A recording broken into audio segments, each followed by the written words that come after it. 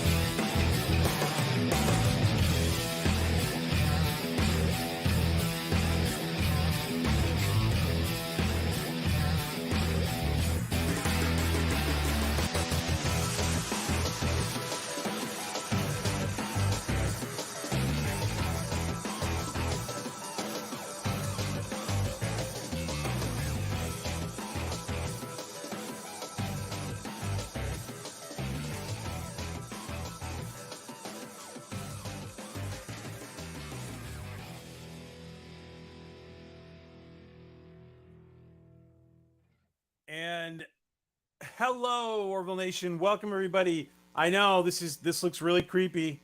I know. My lighting. All right, so I'm traveling, and I got my lighting all mixed up here. But this is as good as it's gonna get. So I will pretend to be that really mysterious guy from the future in Star Trek Enterprise, who was supposed to be Captain Archer in the very end, but we didn't find that out. Hello, guys. We had an improvised panel here put together. I want to just make sure that Resolute, you got an invite. I send you an invite in case you feel like joining us. And hello, let's say hello to everybody in the chat. Yeah, Shadow Realm PJ, exactly. Medallion, good to see you, Medallion. Yeah. It's amazing episode. Good to see you, Resolute. Good to see you, Prophet. Let's see. Good to see you, Dr. Mega. Good to see you, Mr. Lundell. Johnny is in the back, and Mr. Lundell's in the back too. So want to just welcome Louise. I saw Louise here. Hello, Louise. Good to see you. And please do me a favor, guys, and share the stream out as we get started. Listen, it's about time, right? Something did not feel right with Electric Sheep. Since we saw the first episode, something did not feel right. Hello, Pollo Zapatos. Hello, Jeff. Hello, Lydia. Good to see you guys. Oh, we're gonna get you on here someday. Yes, and again. Yeah, we need the Orville 24/7 ladies on here. So something did not feel right from the beginning of season 3, right, guys? Something was off, and the tone, it was very purposely done. The tone of the first episode was just wow. It was a little shocking, right? It was a good episode, but it was shocking. It was very different. And now we've had a few clues. Right, we're going to be talking about the clues. We've had a few clues, in these past episodes. We're now on episode 6. This, in my opinion, this episode has already very clear indicators, and we'll be talking that. Before some of our guests can only be here for a limited time, so let me go ahead and introduce them. I want to introduce John. Let me just make sure. Okay, yeah. We're gonna introduce him as John Reed. Good to see you, John Reed, aka Johnny. Good to see you. How you doing? Thanks for having me. It's an honor to have you here, my friend. You are one of the diehard fans of the Orville on social media. That's what I'm told. And it's good to see that your office there is progressing. It's getting there. It's only got one on the wall right now, but it's the most important one. It's the one out of glass that I had made. So Oh wow. Yeah, we're all like waiting on social media to see how that turns out. Your office turns out. Let's do, guys. Ladies, but no, I'm sorry, John. Is there anything you want to put out there from, because I know you don't have a channel yet, but is there oh anything you no, want to put but out there? watch the Orville. That's what I want to put out there. I want watch the Orville so we can get it renewed, so we can get more seasons. That's really about all I'm promoting right now. All righty. And Medallion comes right out and says what we're all thinking here. The show's in an alternate timeline. Maybe that's why John's here, because John's been saying that from beginning of the season, right, John? Yeah, I've been feeling that way. Like you said, ever since Electric Sheep, something's been off. And to me, I was reading some of the reactions on Twitter, and to me, I started to agree with people who were like, this is really sort of cavalier how they deal with it on the crew's perspective. You know what I mean? So with Isaac and Charlie, that was one thing.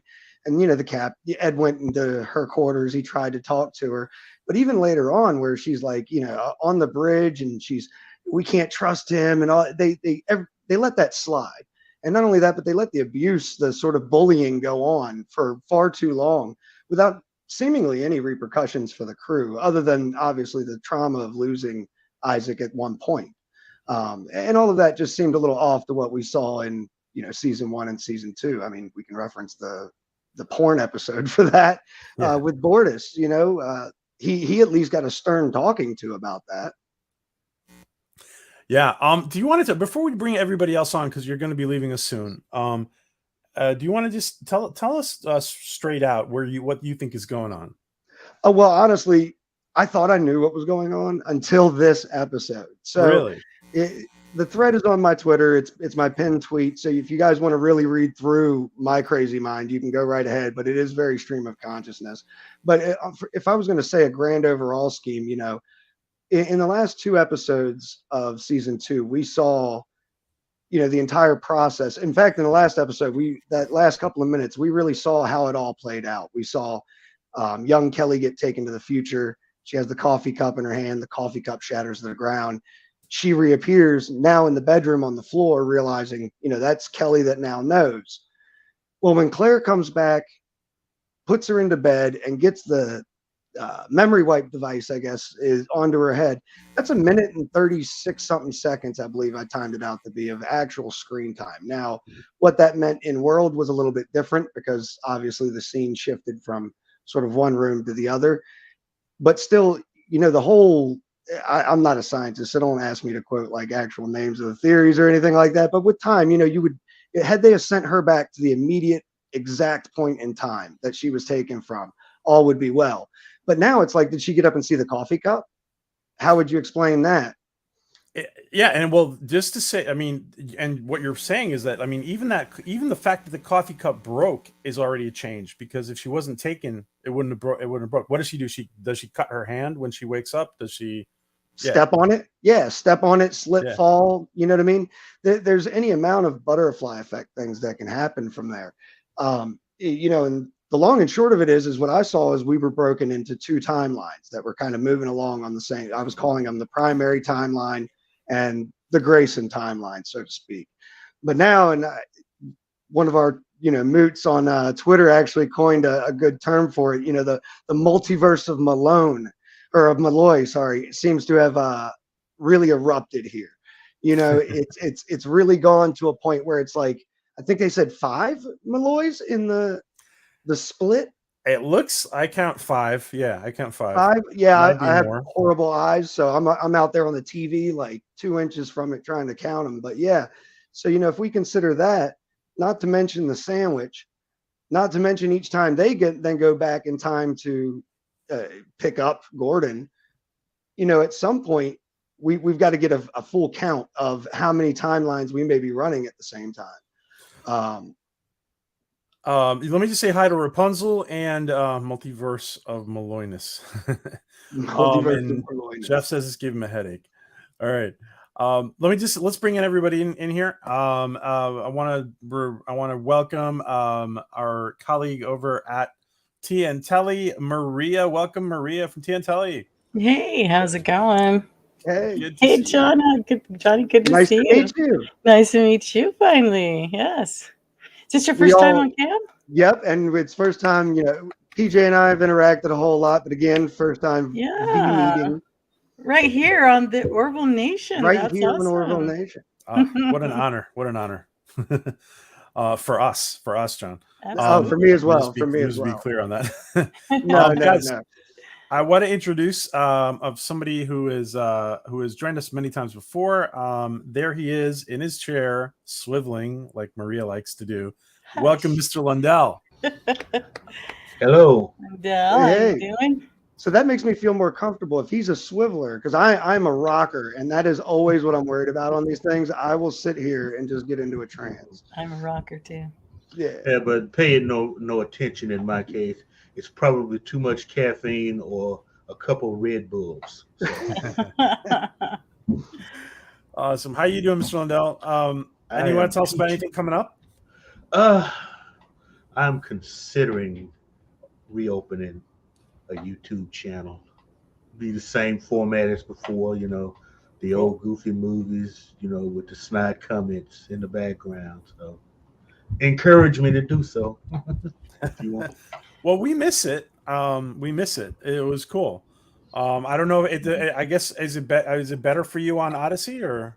Uh Odyssey is fun. I'm waiting to see if they'll do premieres like I could I could do on YouTube. That was to me that was the fun part because you end up with chat participation. So Yeah. but I don't know. We'll see what happens. It's a evolving thing at the moment. Okay, and real quick, Maria, what is coming up on TNT? We just had a great stream from you going through Hulu, all your Yeah. Hulu likings. I thought that was pretty cool. That was necessary. You're almost a silhouette there, PJ. I know. What happened there? Shadow Realms You're PJ. doing by candlelight tonight. Either that or Sloan. Section 31 over there.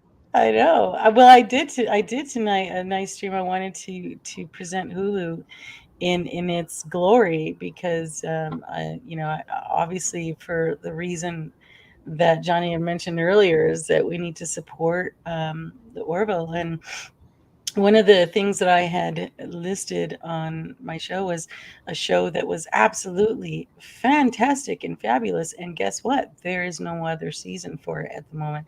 It has been canceled. So it can happen to good shows. And I'm not sure if the reason is for whatever reason, but the thing is I wanted to make sure that if people, the way these shows don't get canceled is to support where they're at and watch them, and to make sure that we do get that next season of the Orville, because that is important. And for those who were kind of on the fence, like, should I get Hulu just to watch Orville? No, Hulu has other great stuff, and that was my point, was to point out stuff that you can watch. Just to correct Maria, the answer is not no. The answer is yes. Get Hulu just to watch the Orville. Yes.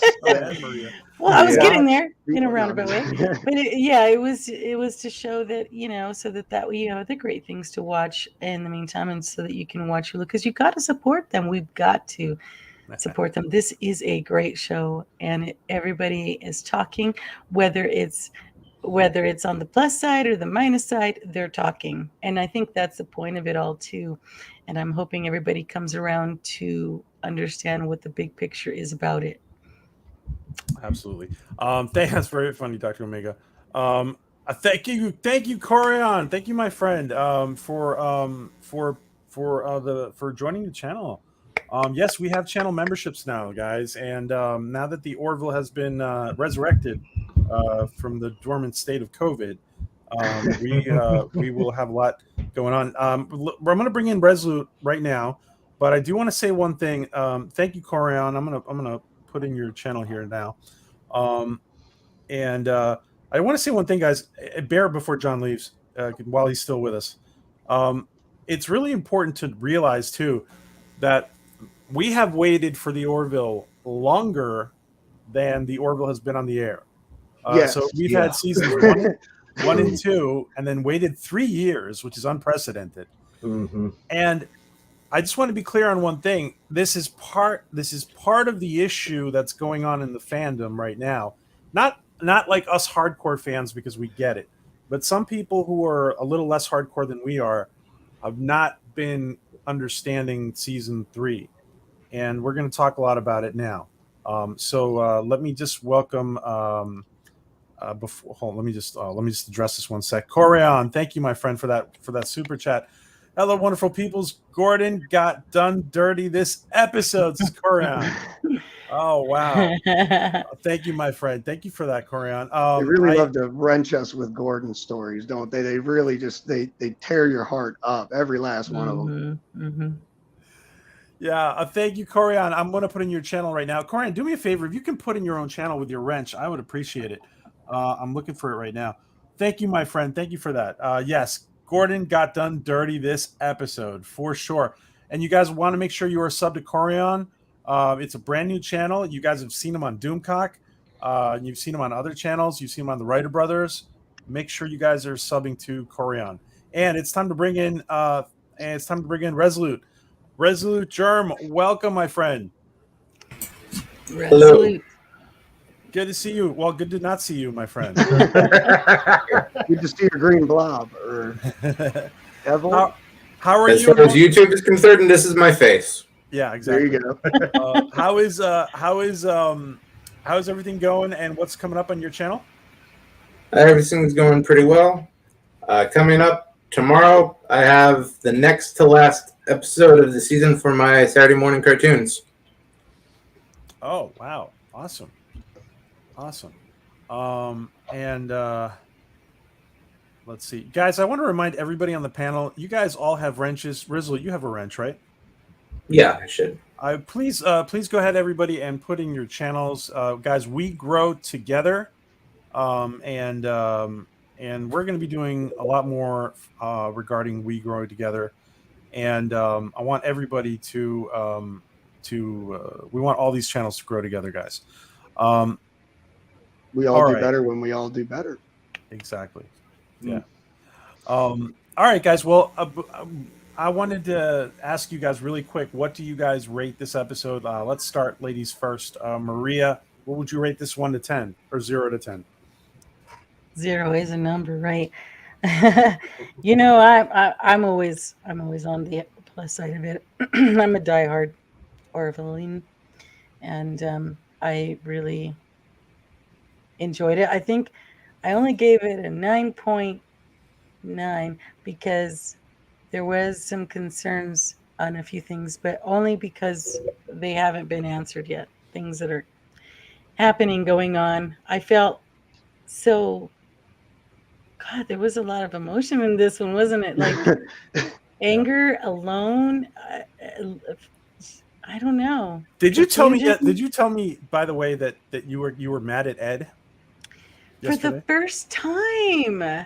I was mad at Kelly and Ed for the first time because. Which doesn't strike you as weird? It is weird. Strike you as weird yet? Very weird. Which is why there's all these conspiracies coming up, because it's not like them to not have emotion, to not show sympathy, emotion, something, and when they're just dead quiet and it felt weird.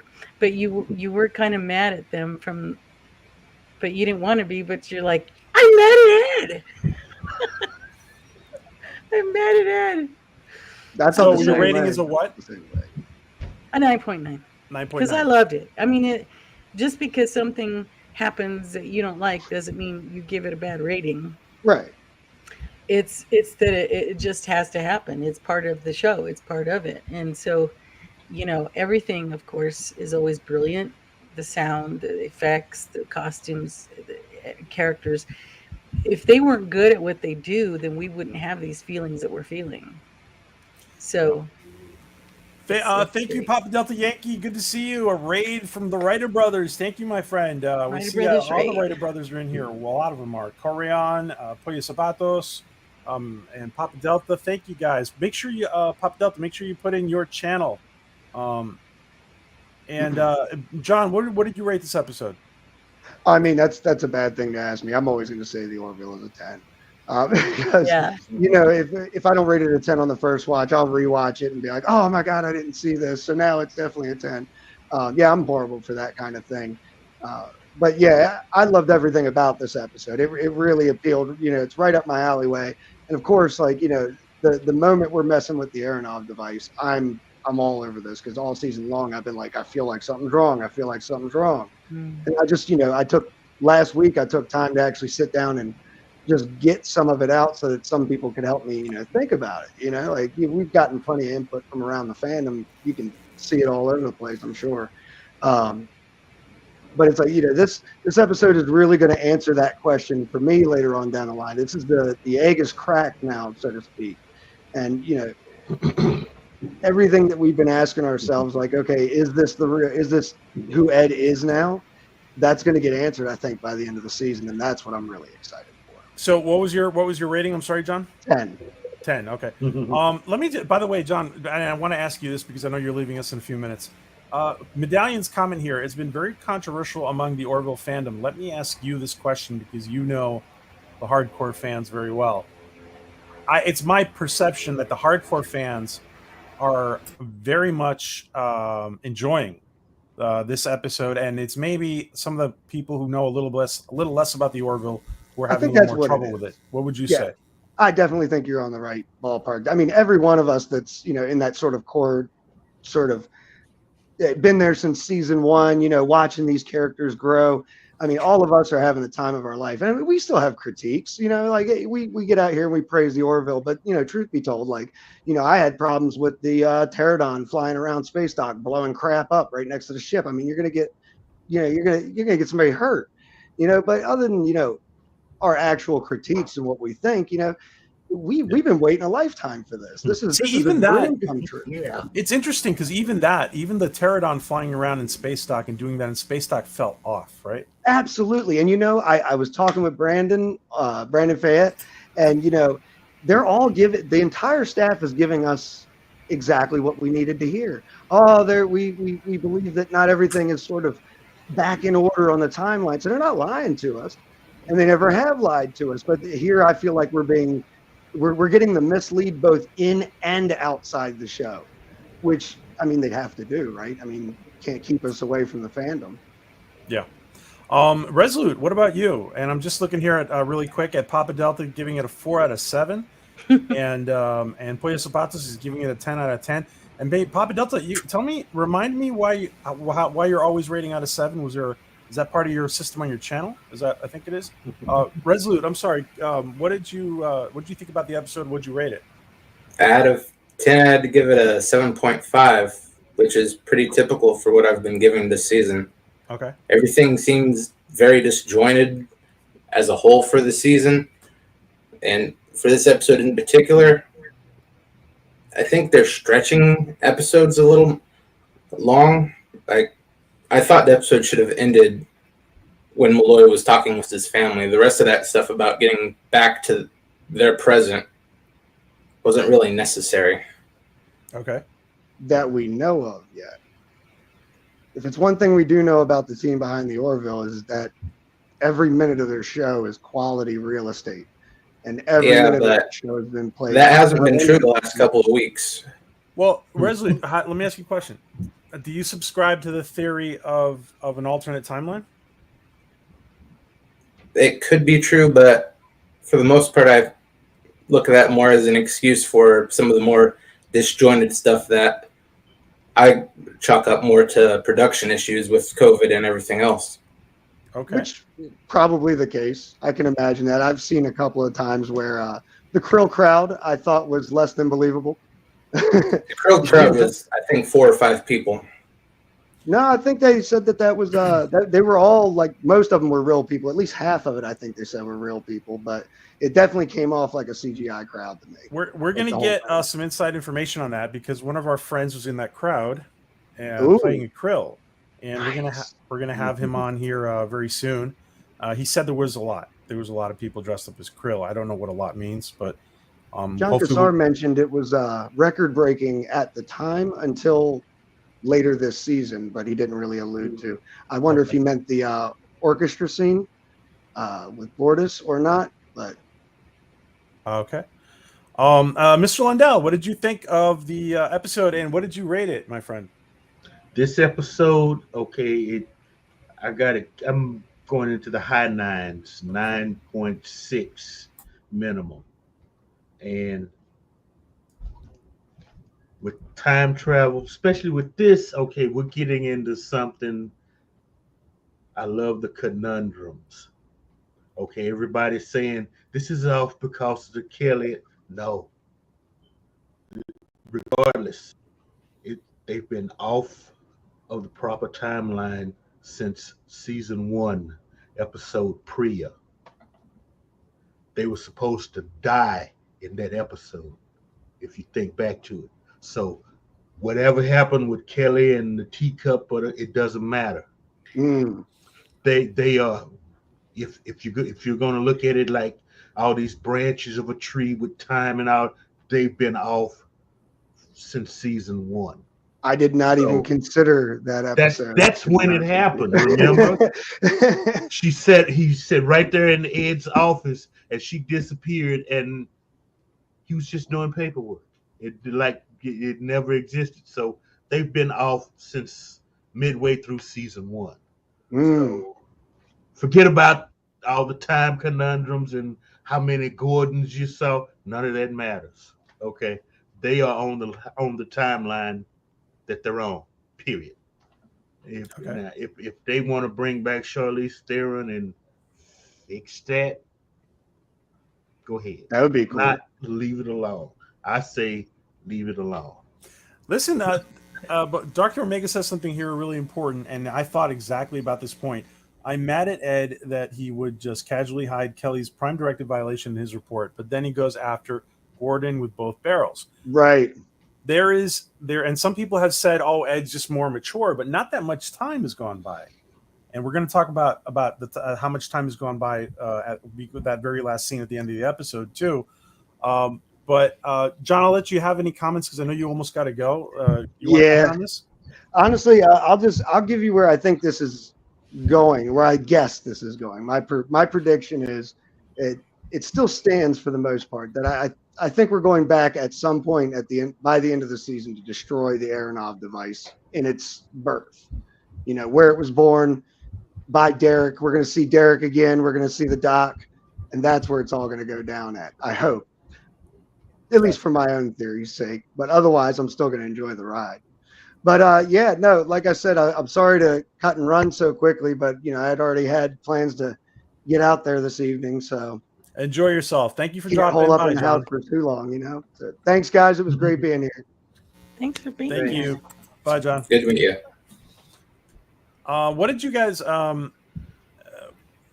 Resolute? What would you think about this this comment here about from Dr. Omega? Yeah, it's a little bit of an inconsistency between. It's basically the woman he loves and his best friend. You'd think he'd have similar actions there, but he blows up at Gordon. So I just think it's inconsistency in the writing. What about you, Mr. Lindell, on this comment here? I'm trying to think back. Did he report that or not? Because they did things to try to set that straight, if you remember. From that episode, he left it out actually. I think because he got reprimanded. He got yelled at by the admiral. I think he said, "If you ever do that again," or something like that. Yeah. Okay. So because, in essence, that society fixed that conundrum because they stopped looking at Kelly as a goddess. They realized she's just a person. It was, what goes on. And in their little world, I guess you could say, yeah, they realized, okay, she's just a person on another track.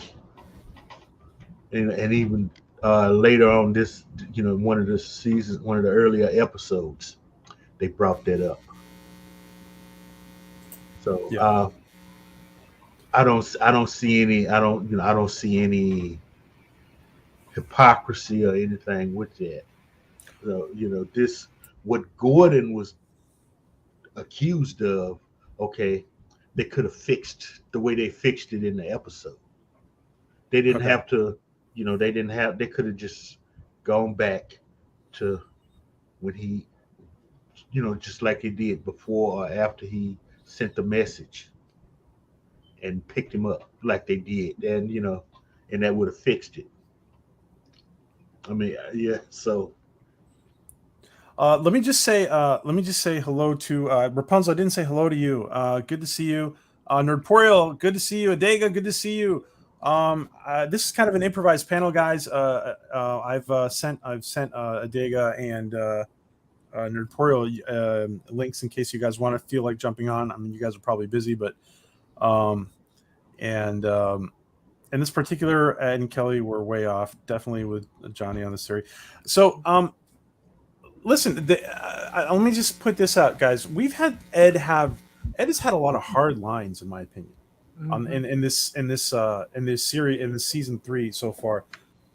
We even had the really one of the really hard lines in the abortion topic episode was given by Ed. It's like Ed has lost his empathy, he's emotionally, he has his affect is blunted in many moments. Any thoughts on that, Maria? Yeah, that's what's so different about it. Why it felt so odd. Why it was almost a surprise to see that his face it had no emotion. It was almost robotic. It just wasn't him. And what cracked me up was that they were telling him, "You got to come back with us," and but they're not giving him a good reason, like as to why you want to come back. It was like, "Oh, when you get there, you're gonna have to you're gonna be in a lot of trouble." And I mean, it didn't really make it appetizing for Gordon to want to come back. But I don't know, man. It was such a great but hard episode. It really was. Okay. One of the things that now I want to get a little bit into. Let me just catch up with the chat real quick. Brandon, that is a problem. Good to see you, Brandon. That is a problem. Divisive episodes can do 1, maybe 2, 3 out of 10. That is too much. So now this thing. So Brandon says about the divisive episodes. What if we are in, let's call it like a mirror universe, right? What if we are in the mirror universe? And then all of a sudden, those divisive episodes aren't as divisive, in my opinion. If we are in a mirror universe, guys, if we're in an alternate reality, would you look at this differently, Mr. Lundell? first, mirror universe versus an alternate, those are two different things. Sure. So alternate. Let's call yeah, it. because this does not look like a mirror universe. Yeah. Okay, you want to say it's an alternate universe? It could be. Now, I'm not really just dissecting Ed's emotion like Maria is, because I'm looking at it from my military experience as you get in a leadership position like he's a captain of a ship. He's responsible for a couple hundred people and their families. So sometimes you have to be cold, methodic, because rules are rules. You have to follow the rules to survive. And that may be, well, it is one of those instances. Now, Gordon violated, whatever the temporal prime directive for the union is. But the thing I'm having with that is, would you expect him to just stay up in that cabin, shooting animals with a ray gun to survive? Yeah. For all, yeah, you wouldn't expect him to stay up there all his life, right? Yeah. You have to have, without some type of contact, people go nuts. Okay. Yeah, absolutely. Let me just bring in Dr. Science Fiction author Dr. Adega Outlaw. What an honor to have you here, Dr. Adega. Oh, it's no honor. Thanks for having me on. A dig. You're the Hello. coolest guy in the group. Come on. First of all, Adega, how's your fourth? Oh, this little town of ours is a heck of a party town. It was noisy and riotous, and you would think only 1,900 people would be on the quiet side. No. It was pretty fun. It was pretty fun. Awesome. What is your on this episode of Adega? What is your take, and what did you walk away with from this episode, and what is your rating for it? In some ways, I'm harsh. In other ways, I kind of admire what they did. We'll start with the bad. The story has been done over and over and over again. I gave it a 3. This type of time thing has been done over and over, and by better people and better writers. There were so many holes in this. When they decided to go back and get Gordon, all they had to do was send a probe back just a couple days before the events that happened at the science station before the Kalon attacked. Would have ended everything. Then there was the thing where they saw Gordon's history and that he died an old person. So history didn't change for them. It was still fine. They didn't need to bring him back like they made the big deal over it. There was several other plot holes that were involved with it. But the best thing about this episode, the acting was incredible. There was real emotion in every single one of them. At the Ensign could have done a little bit better, but I thought they did a phenomenal job making emotions come out. So, story was really weak for me. I gave it a 3. Acting was close to a 10. They were 9, just a hair off of being perfect. Let me just say that I think that I was watching. I had put up this comment before. Medallion says, "What if there's no elaborate explanation for these sticking points this season? The show just has been in development hell for 3 years. It's a hard thing to keep straight." Absolutely, that's true. But Yeah. I also think that that's a good point. And COVID took a toll on everybody. Yeah. But I also think that Seth is the type of person who has got his scripts polished before they start filming, and if they had more time to polish, I don't think we would lose. I don't know. I think that everything here is done on purpose. There may be moments when you see, there may be moments when you see people. Some of the actors maybe they're not looking at their best from COVID. That maybe that's possible because it was a crazy time, and crazy conditions for filming. But I do think that the story is not going to be affected. Dr. Adega, what do you think? Do you think that stuff that we feel is off is done on purpose? No, there was just, if there was 1 or 2 things I could see in the future where they would correct it with some type of story where it would be part of a bigger picture. But this just had way too many errors in it.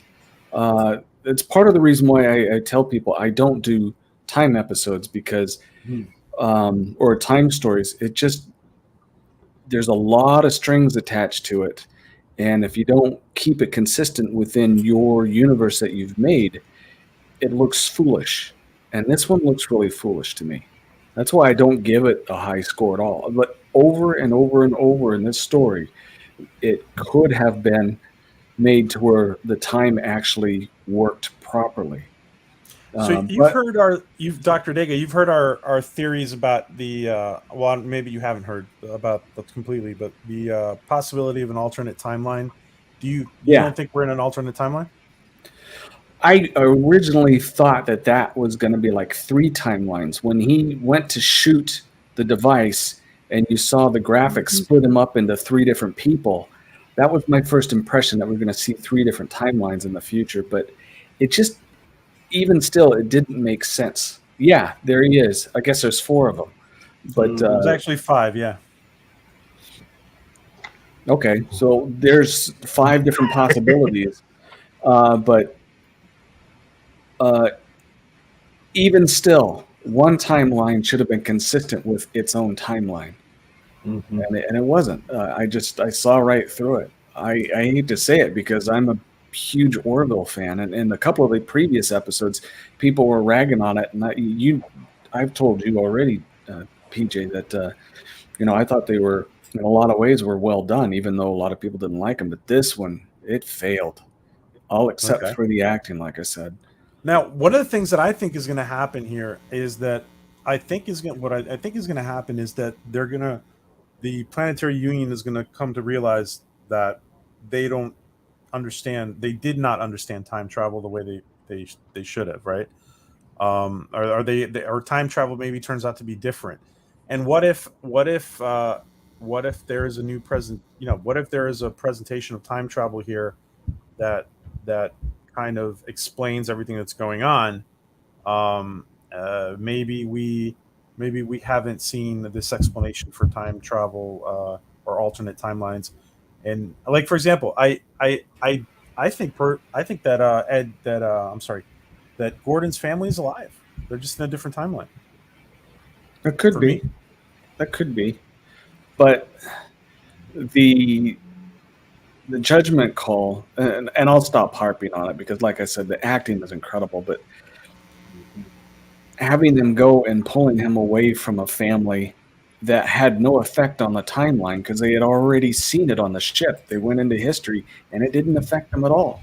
He grew to be an old man and everything was fine. And then to go and force him into something that he didn't want like that and to destroy a family, it was pretty harsh. So I'll be quiet. I've been ragging on it. That's okay. Yeah. Resolute. I'm sorry. Let me just introduce really quick. Nerdporial. He's joining us. And Medallion says, we mean the season started off in an alternate timeline, says Nerdporial. So Nerdporial says Medallion. Sorry.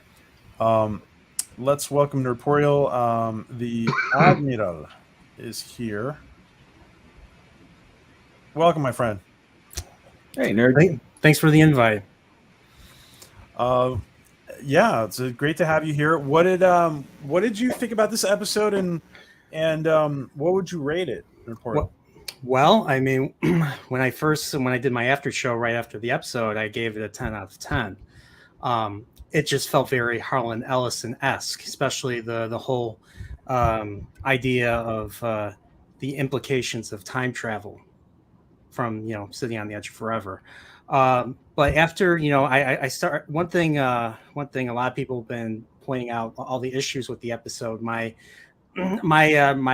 score has kind of changed to like an 8.5 out of 10. I tried to put together the time dilation that they used to get back home. One thing I didn't understand was if it would I think it wouldn't. I understand why like time went by slower for them when they were going at literally the speed of light, and they were going 200 light years towards a planet. I forget the name of the planet, and then 200 light years back to Earth. That's relativity. Yeah, well, yeah, it's relativity. Basically, like to the observer, because they're the ones traveling faster than light. They kind of like separate from time, and outside of the ship, everything is passing by quicker. And let me just point this out: all airline pilots, have their their watches messed up after they fly for a couple weeks, just from the little dilation that there is from their travels. Because it seemed like the 400 years would be from their point of view, and then it would be even longer for everybody else, because they're literally going at the speed of light, and the light year takes a year for the speed of light to go. So I'm just thinking practically.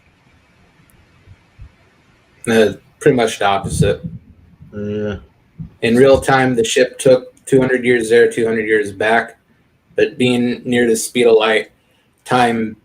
Yeah, they don't all notice stopped it. For them. They don't notice it because they're on the ship, moving at that speed. Yeah, we need a physicist for that one. So it's sort of like temporal jet lag. What do you guys think about this statement here from Medallion? Anybody want to jump in?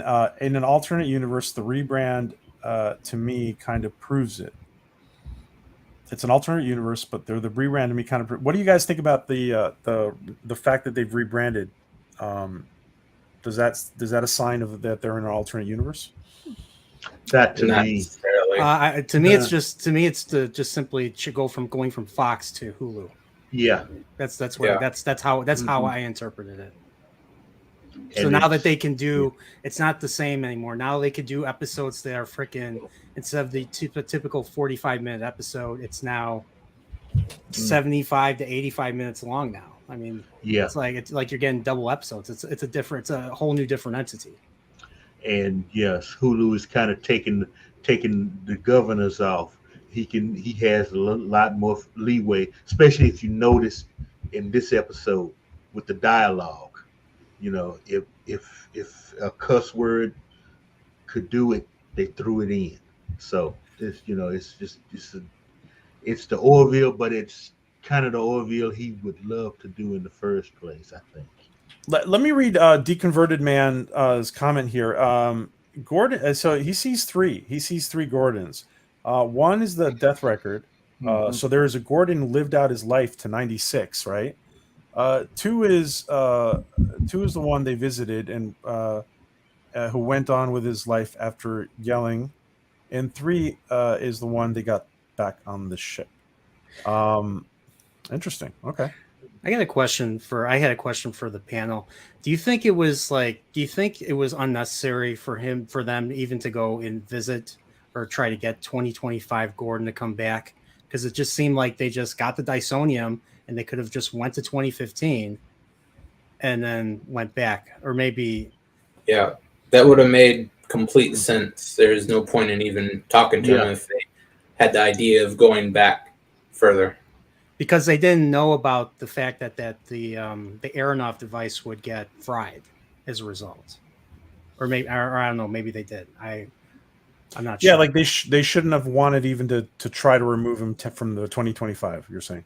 Yeah, it was fruitless. I mean, it was a powerful. I mean, the acting was brilliant.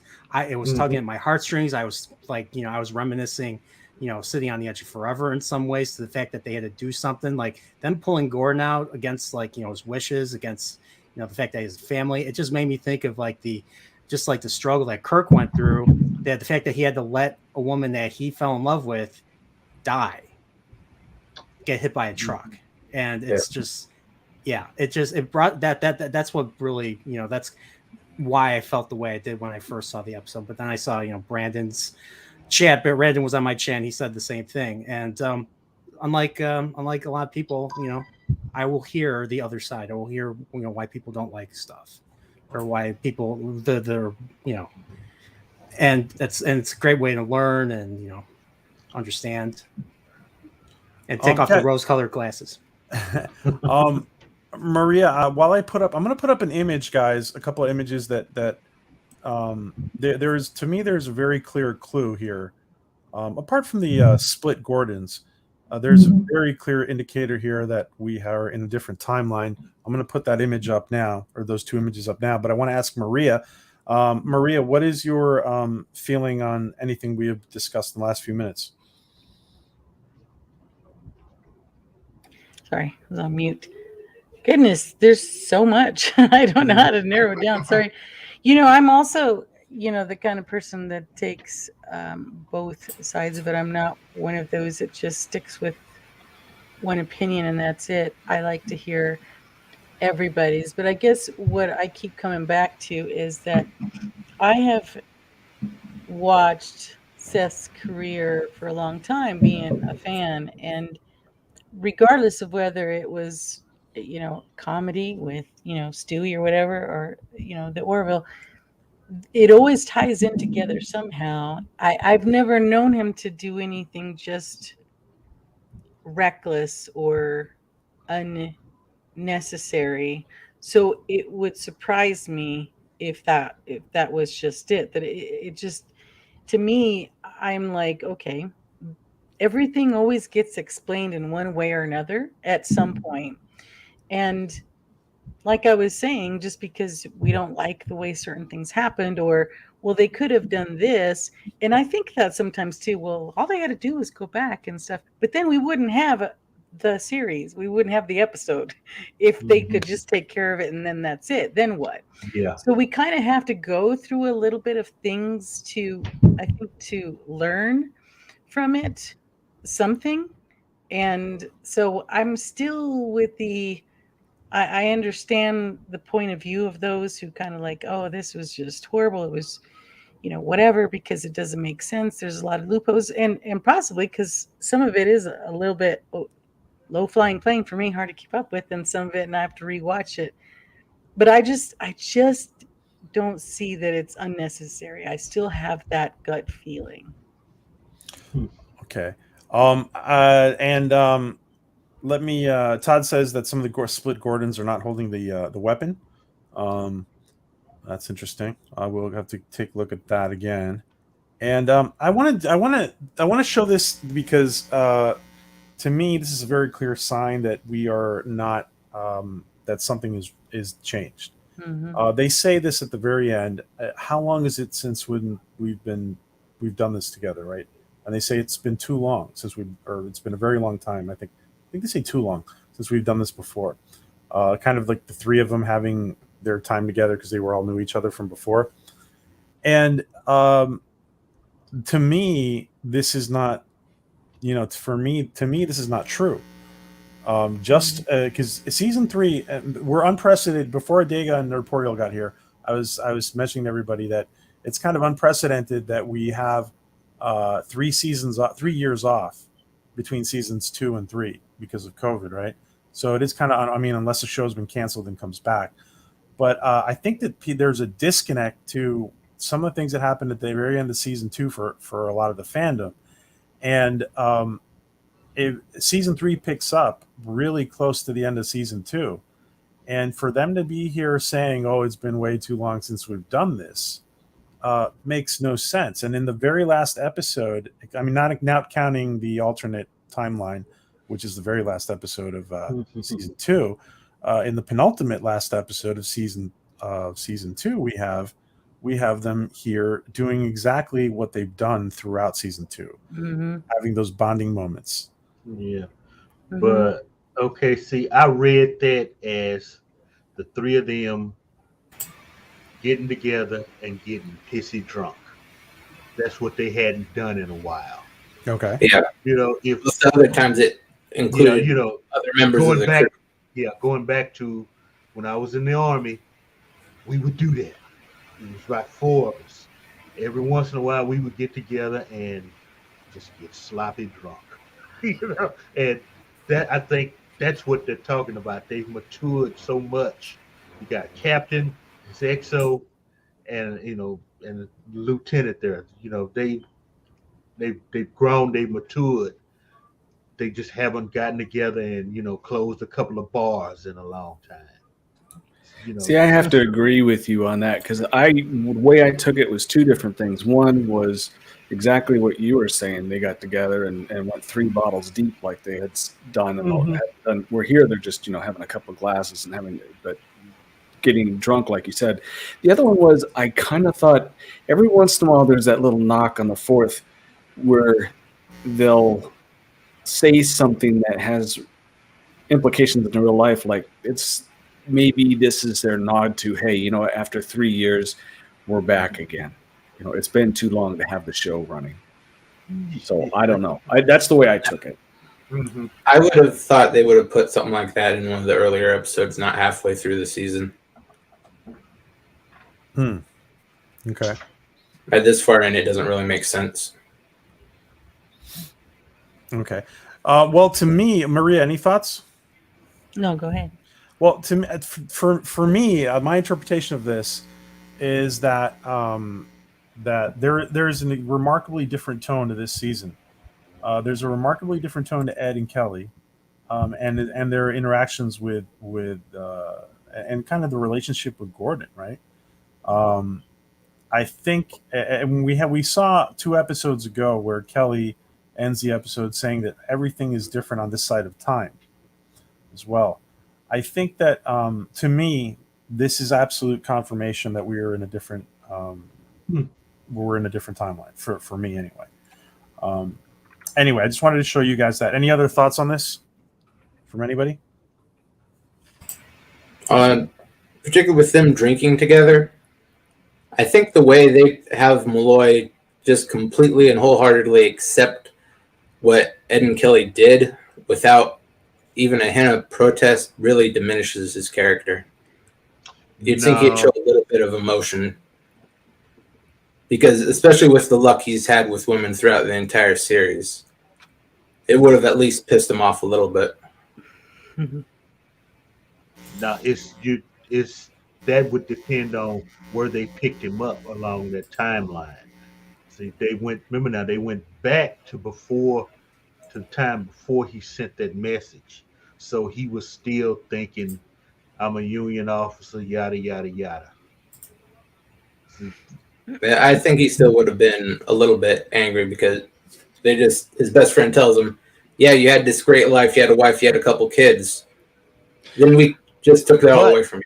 I think it would have been I think it would have been more of an emotional experience for him. Maybe not necessarily anger, but I think I think it would have been a complicated reaction from him. Yeah. I think instead of him just saying, "Oh, that was just very selfish of me." He basically had zero reaction. Yeah. So I just wanted to point out real quick too that I think I mentioned this to you, PJ, that thought it was interesting that Isaac in this episode seemed to have had more emotion than any of the humans. Yeah, that's something we wanted to get to, and I know you got to leave. So do you want to talk about that, Maria? Oh no, I just thought it was interesting that everybody else was actually more robotic in their actions than Isaac was. He was trying to communicate. He was trying to show empathy. He was trying to be sorry. He tried everything to get along and do whatever, but he seemed to be more human than the actual humans. So I just thought that was interesting. Let's compare that really quick. Let's compare that to Ed, for example. We see Ed having his empathy in many cases taken away, while Isaac is trying, like you said, trying to almost empathize and connect with Charlie, for example. And any thoughts, guys, on this on this difference between Isaac and Ed? I think it's the only real consistency they've had throughout the entire season is Isaac's steady growth and emotion. Yeah, I totally agree with that. What Isaac was doing when he tells Charlie thank you, Charlie did not expect it. She's still in "I hate your stinking gut" mode. Okay, so I don't know. I guess that's part of my religious upbringing. Tell some a dreadful enemy. You tell them, okay, I made a mistake. I'm sorry. Usually they don't know how to handle that, and that Charlie did not know how to handle him saying, "Thank you for saving me." Later, deconverted man. Thank you for joining us, Maria. I know you have to go, so do you want to say goodbye, or do you not have to go? Of course, I don't like saying goodbye, but I must. What is coming up next on Telly? Oh, well, Tuesday I'm gonna actually continue my Zen. I'm gonna actually teach meditation 101. So that's gonna be fun. And tell us real quick. So your Tuesday streams are more about what, spirituality? Yeah, wellness growth. Wellness growth and physical, mental, and I do it as my Reverend Shinzai, put on my Reverend Shinzai hat for that. So it's a little bit more mellow, more about well-being and meditation and things like that. People want to know. So that's the Tuesday's stream. And then we party on Friday. Shenanigans. I called it shenanigans. That's my new word. Shenanigans. But no, it's gonna, still have some great guests coming our way. I think Eric. He has told me he's going to bring on his friend who's making a film, and I still have a Dark Matter secret guest coming on. I still have, lots of stuff going on. But it's always a pleasure being with a lovely panel, and everybody in the chat who is just so awesome. It's always fun to be on a stream with you. Oh, thank you. That's you guys make my night. So thank you. Well, thank you, Maria, and do me a favor and put in your channel one more time if you can. It's not about you. me. Well, it's about all of us. It's I about all know. of us. I don't know where my channel went. Let me see. Okay. I'll grab it. I was gonna say something else. Oh yeah, I want one of the massages though that John Lamar got. I want to scream like that, getting that good of a massage. I think I need to have one of them come and just crack my back a little. It's one heck of a massage. So I'm just buying time while I grab my channel. If you can't find it, I'll do it. I got it. I just okay. Well, thank you, Maria, and don't forget, guys, to join Maria on now Tuesdays and Fridays. Tuesday is her more spiritual wellness stream, and Fridays is just having fun and interviews. Here it is. Oh, I found it. Okay. Don't do this often. Sorry. Never plug myself very much. And Medallion here says the android is more human than the humans. Dr. May says, why are we not discussing the most important question? Will the sandwich appear 3 months from now on the ship, or will be floating somewhere in space? That's a good one, guys. What do you guys think about that? I was hoping that would pay off. That was the one disappointment I had, jokingly, when I did my after show. I'm like, will we get the sandwich? What about the sandwich? I'm invested in that sandwich. It's 3 months. I know. And then everybody went later on to go make themselves an egg sandwich, because I'm kind of craving one now. So, God dang it. That sandwich is going to show up at the most inopportune and hilarious time. Yeah, exactly. You know that. When the Kalon have boarded the ship or something, right? Right in the face. Absolutely. Well, I'm going to go do a meditating thingy, Zen priesty thingy, so I've got to bail. But it's always a pleasure, guys. Thank you, PJ, for having me. Thank you, Maria. Have a great weekend. Will do. You guys take care. See ya. Ciao. Any more thoughts on thank you, Maria. Any more thoughts on the sandwich, guys? Resolute? I think it'll show up at the very end of the season finale. After everything's, it'll just be that one last joke at the end. Probably, yeah. But wait, when that sandwich reappears, there's something they have to do, right? Or else it'll cause. Remember, I'm trying to remember Lamar, what he was describing things. No, that was for sending it backwards in time, not forwards in time. Oh, okay, yeah. Because something had to change or something. Yeah, so it appeared before they even sent it. So yeah. I think Pop Delta Yankee is talking about Lamar. So what about Lamar and Tala hooking up like that?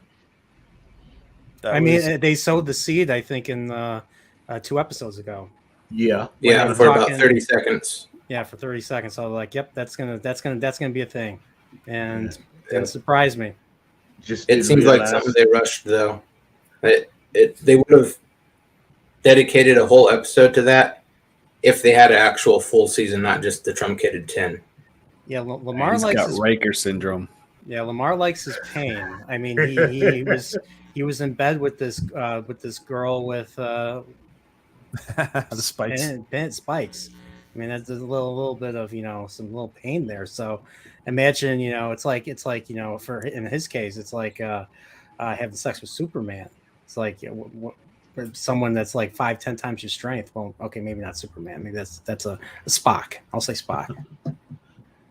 Yeah, that would be rough. It might be rough. Go ahead, Diga. Sorry. No, I'm just saying he's into the pain. I want to remind everybody we've already seen Lamar hook up or be with a Chilean before. Do you guys remember? Yep. He He was gets with around. He's like I said, he's got Riker syndrome. in the final episode of season 2. He had apparently been with Alara in that alternate timeline. So he's definitely into Chileans. I think he's into anything breathing. Maybe you're right. Just like Riker. And hello, Pop Culture Curator. And there's Maria's channel, guys. Thank you, Maria, for joining us. And I'm really enjoying those new what her new content for on Tuesdays. So check that out, guys. And let's see. What was your favorite part of the episode and your least favorite part of the episode? Let's start with Resolute. Resolute, what was your favorite and your least favorite? The graphics in the battle scene, very, very well done.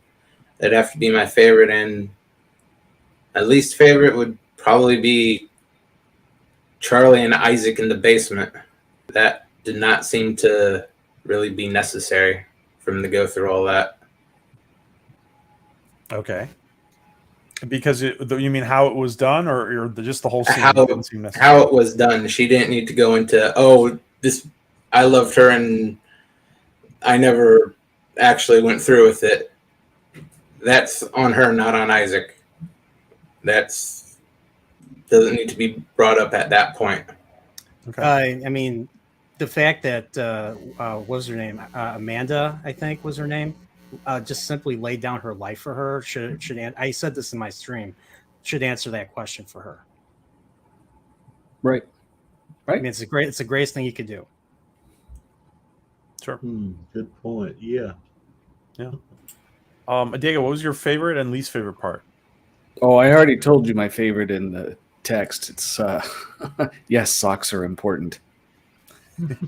I like that little humor there. If it brought it back to Orville for me, then plus them jumping through time, it was one of the more real instances where they showed that they were fish out of water. They had no idea anything about the baseball or the culture or anything, and I kind of like that. And then I have to agree with Resolute. That basement thing, there was a lot wrong with that.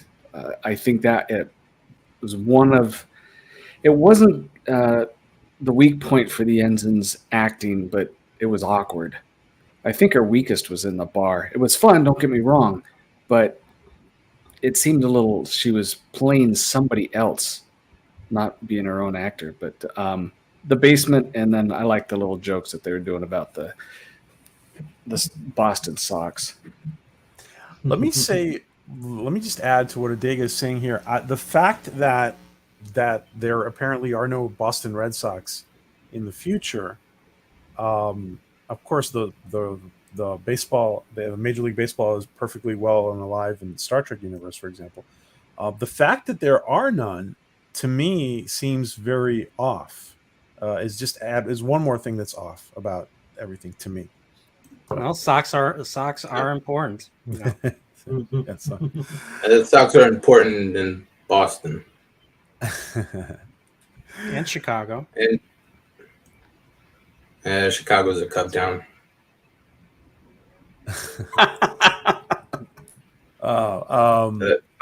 Star Trek, baseball is virtually dead outside of Cisco and one little colony. I mean, so Cessus 3. Cessus 3 is a team. Yeah, that's about it. Yeah. So yeah, the place where the Gorn killed everybody in the arena, there's a baseball diamond in that very spot. Nerdporiel, what was your favorite and least favorite part? Okay. I really loved the battle. It felt like finally we didn't get a fake out.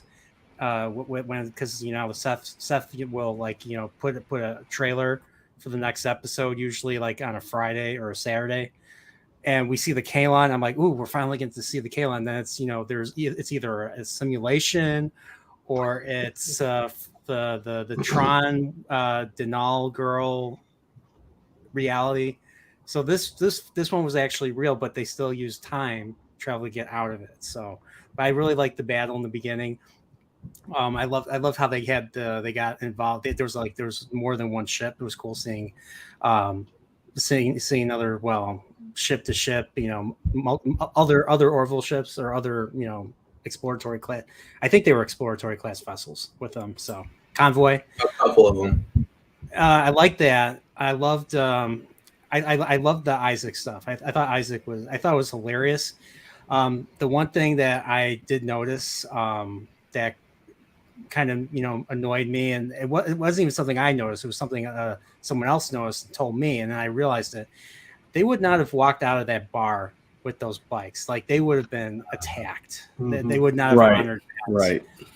They would not have honored their arm wrestling fed or whatever. So That's a good point. and that would have been cool to see Mark Jackson just who's Mark Jackson just kick butt. Yeah. Hello, Rough Girl. Good to see you. Thanks for showing us some love. And Mr. Lindell, what about you? What was your favorite and least favorite part? Sitting here thinking about it, for favorite, I would have to say two. There were two scenes. We finally get to see the person that's playing Isaac. Because he had to do the human shield thing, and then at the end they used actual physics, actual theories to travel back to their to travel back in time, back to their correct point in time. I don't think any sci-fi show has ever did that. It just pulled out Einstein's theory and said, this is how we do. I don't think any other show has ever done that. It's always something, fancy with a lot of nerd talk. Let me ask you this question, Mr. Rundell. Did Admiral Ozawa make it out alive? And anybody else who wants to chime in? What do you think? Mr. Rundell? I think she did. I think they did. They were pulling out, they were It's a pulling out. possibility. I mean, rule for TV and movies. If you don't see them die, they're alive. Yeah. Uh-huh. Right. Yeah. Right. Yeah, they definitely left it open on purpose so they can decide at a later date.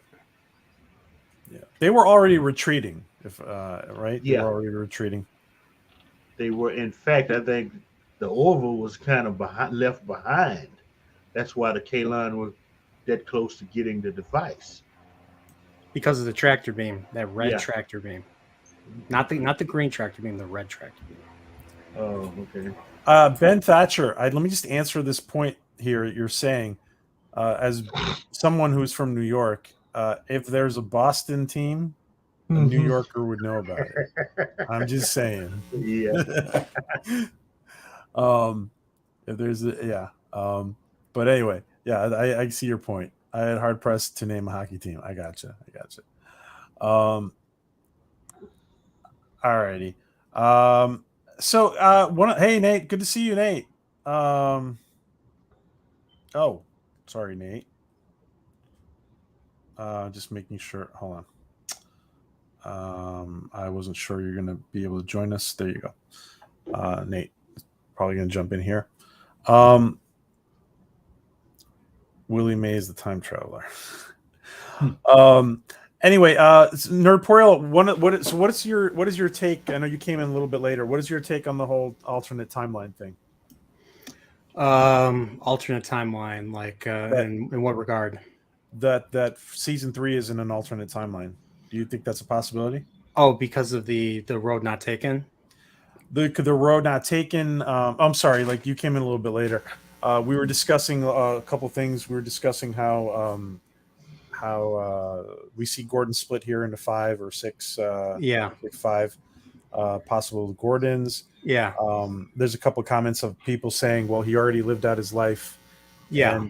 And what if they're presenting time travel or time theory in a way that once Gordon, like Gordon's family is alive out there somewhere in another timeline.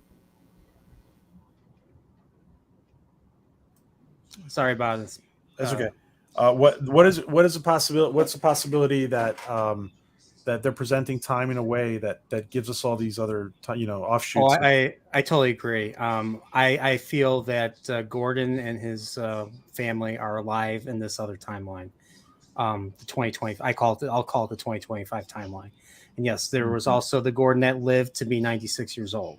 So, like they said in the episode, they don't quite understand it. So I think Ed and Kelly were watching Back to the Future before they went on the mission. So they thought that, if we, simply go back earlier, then, 2025 Gordon and his family will disappear. And they believed it at the end of the episode. I don't, because of what they said. They don't fully understand temporal mechanics. I don't think anybody does, because it always changes. It's always in flux, as they say. So yes, I feel that there's alternate timelines here. Okay. Let me answer bring your in question. Does that answer your question? Okay. Just wanted to know what we thought, because you'd come in a little bit later. And let me ask Nate, who is joining us. Hello, Nate Knows.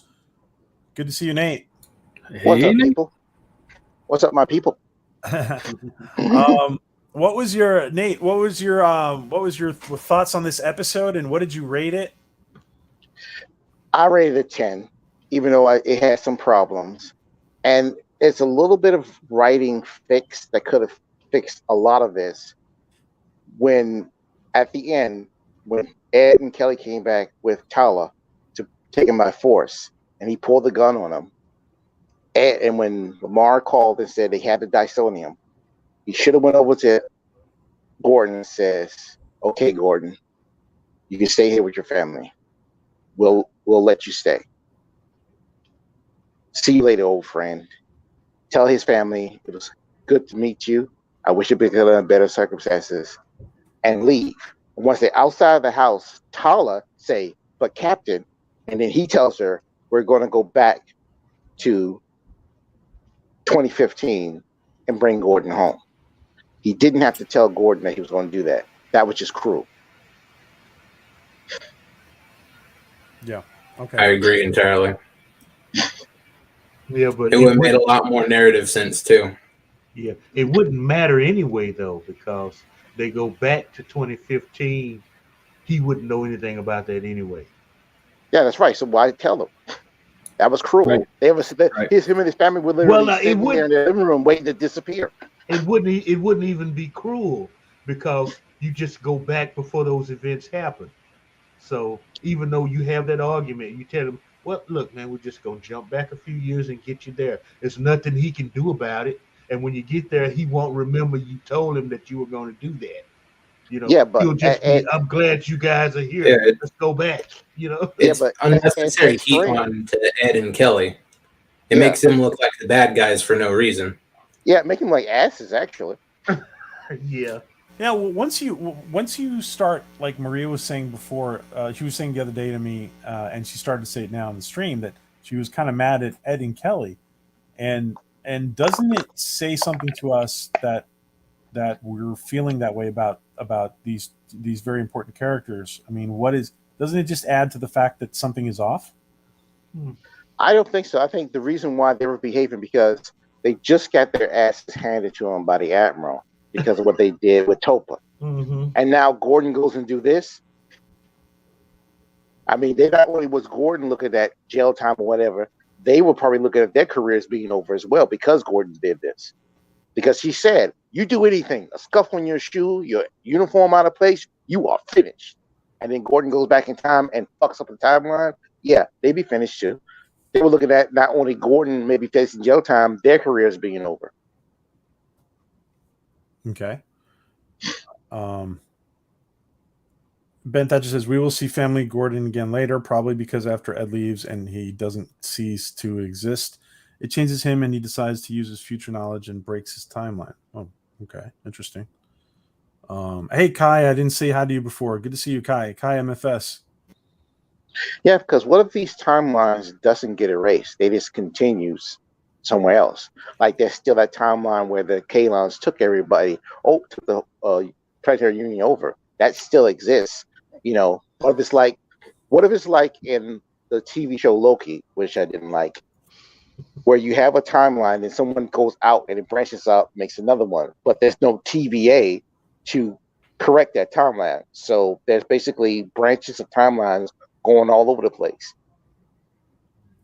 None of the timelines ever get erased. Yeah, we have, like, for example, we have Medallion's comment here about that you can not clean. There's nothing that you can't clean up the past, right? And we see this other comment by Ben about when Professor Hulk was telling us about you can't go to your past and basically you can't go back Because and your past change- is now your future. Yeah. Well, my own personal theory about time travel is that you can only travel into the past. You can't travel into the future because it doesn't exist yet. And even if one day mankind was able to make a time machine and travel into the past, once that machine and that person goes into the past, they won't be able to come back in the future because their future doesn't exist anymore. We're talking about Professor Banner, Dr. Yeah, Banner. I know. And from the I mean the Time Prophet from the Marvel movies. Yeah, Professor Hulk. Professor Hulk, yeah. There's a mix there. Is there anything? Let me pose this question to all of you. If we are, and forgive me for insisting on this, but I think this is where everything is going. If we are in an alternate timeline, because I think we are, would you guys view? I want to ask each of you this question, starting with Adega. If we are in fact in an alternate timeline, would you view your experience of season 3 differently when you go back and rewatch?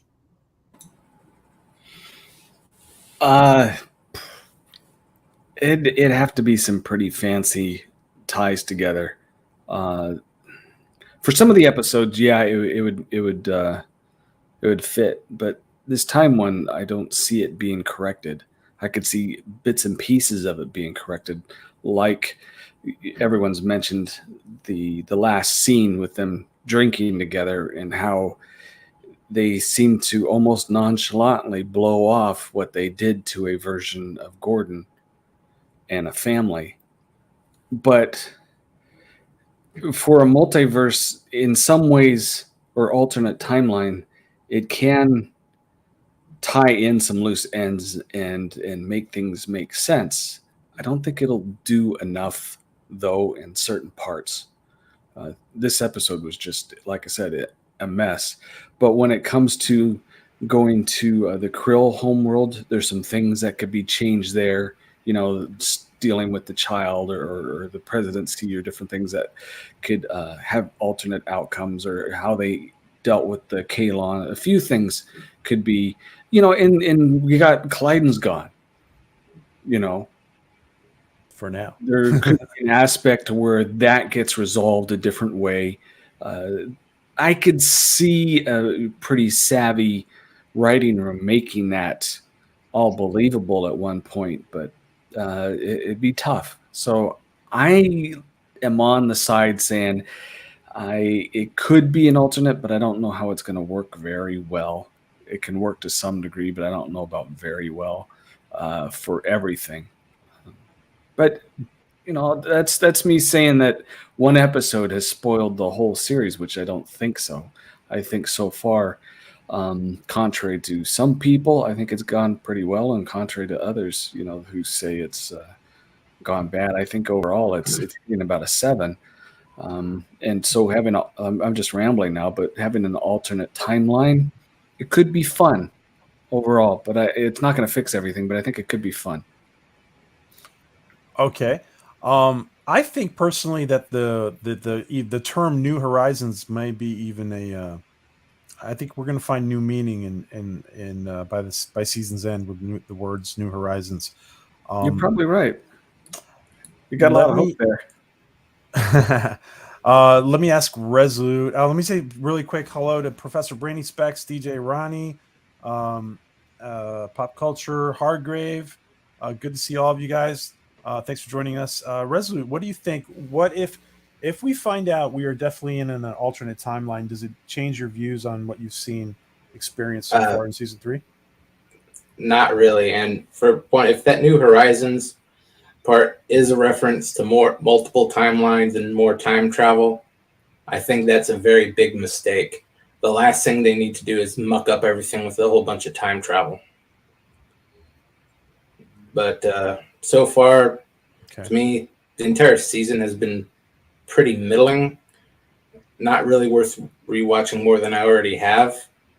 So if they somehow use time travel basically to reset to the beginning of the season, and when they get a season 4, hopefully on a different streaming platform, they can pretend like this season never happened. Because it's been full of half starts, and like they had a few good ideas, but then with COVID and everything, it's like they put almost everything they had in mind on hold, and they just putting out 10 episodes to get the season out faster without doing 100% of what they could have done. Okay. So if they just get rid of the season with some grand reset and just start fresh with a fully planned out, fully actualized season 4, that'd probably be their best bet. It's interesting when I hear like the tone of what some of you guys are saying. I honestly, I think I want to come back and ask you that question at the end of the season. See if you guys feel the same way. But Yeah, that'll be fun. Thanks, Resolute. Nate, what about you? If we are in an alternate timeline, does it change your experience of season 3 thus far? No. And I have to disagree with Jerm. I think the show has actually been pretty good. Yeah, nothing is perfect, but I think it's been probably the best sci-fi on television right now. Yeah, they had some problems, some That's episodes. not saying a lot. Their biggest competition is Strange New Worlds. Yeah, we don't speak that name here. We just call it the show that should not be spoken about. Well said. But I also think that a little side note, do you think that Charlie is a swipe at Michael Burnham because she's a girl with a boy's name, and it seems like every episode has to do with Charlie has to do something to save the day. She's the Deus Ex Machina. Because there's no way that in the background a lot. No. Yeah, and she's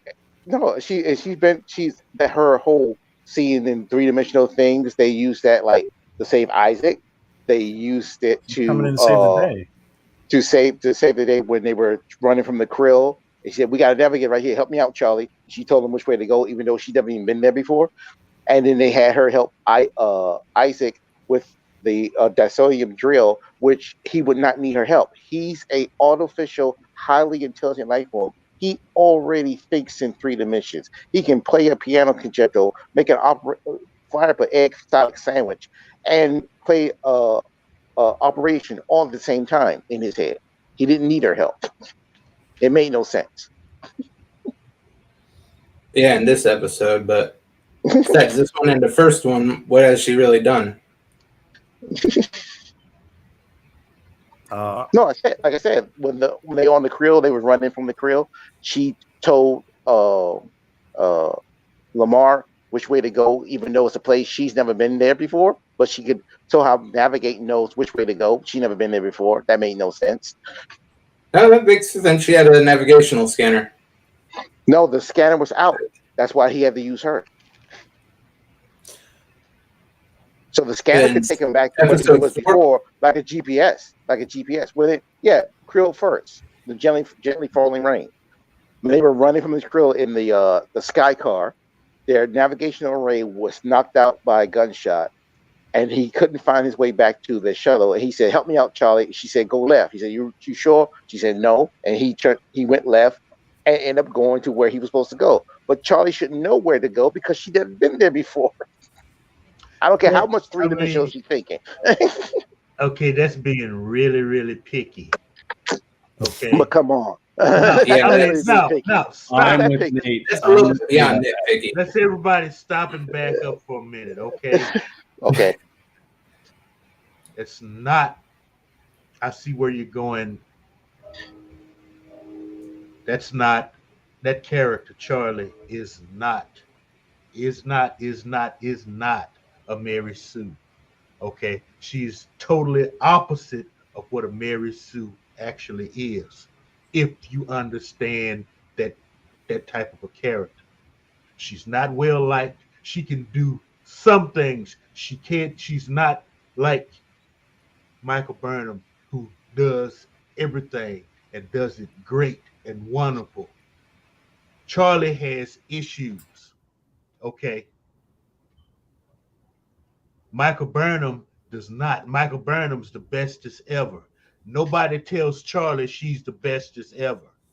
It's not necessarily applause when she walks into a room. Okay. So I'm seeing a person with a lot of flaws in Charlie. Like there should be. She's just an ensign, okay. Little shaved tail, butterbar. Probably just got out of the academy. So she doesn't know squat. Well, I think with Nate is that you got the one person tends to be the one to save the day, regardless of flaws. It's always the same person who always saves the day. It's this one. Yeah, but she didn't save squat this episode. Well, Well, yeah. No, here's the point I was making though. It just because of way we've been experiencing a lot of fantasy, sci-fi, superhero stuff as of the past 5-10 years. Yeah. It's what we look for. It's what we've grown to expect. And I think in some regards, it's jaded a lot of us, expecting that even a well-written character is going to fit into the paradigm that we've learned to hate in all the other fandoms. And so I can see Nate seeing that in her simply because we've seen it over and over and over again in all kinds of other shows. Doesn't necessarily mean it's correct all the way, but there is that little part where you could see, yeah, I can kind of understand what he's saying. But what I'm saying about Charlie is that I think she's not the Mary Sue type. I think she's a parody of Michael Burnham. So by being a parody of Michael Burnham, you give her the flaws that a character would have because Michael Burnham has no flaws. Oh, see, I don't even see her as a parody. See, Yeah.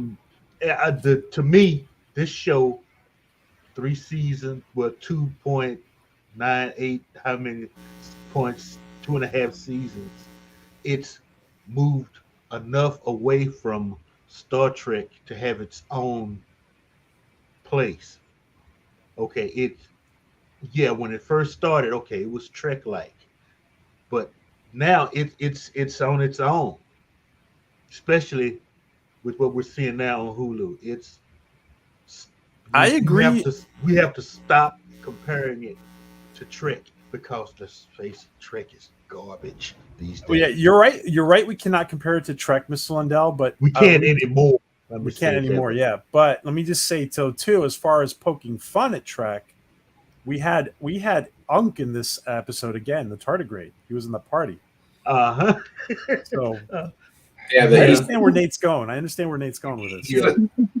Unk is, let's face it, he's a graphic they have, and they like putting aliens in shots, so it's pretty that's easy. That's not a graphic, that's practical.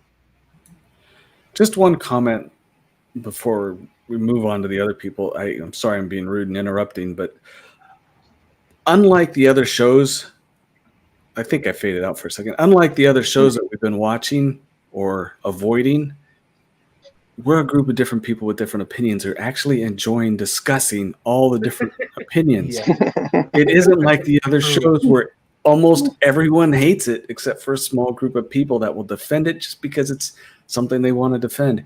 Here, it's the water cooler all over again, and we haven't had that in so long. And this is fun. If nothing else, this is fun to have this. That is true.